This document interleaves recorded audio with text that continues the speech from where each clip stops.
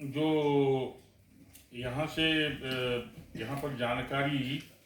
सरकार से मांगा है, उसमें सबसे पहला मामला जो था, दीमापुर से कोहिमा राष्ट्रीय राजमार्ग बहुत खराब है, वेरी बैड है। वो तो हमने NHI DCL के प्रतिनिधि को यहाँ बुलाया था और हमने पूछा है कि ये सड़क इतना खराब क्यों है, कब आपने काम शुरू किया और ये कब तक पूरा होगा, क्योंकि वहाँ आना जाना मुश्किल है, लोगों का बहुत ही रद्दी है।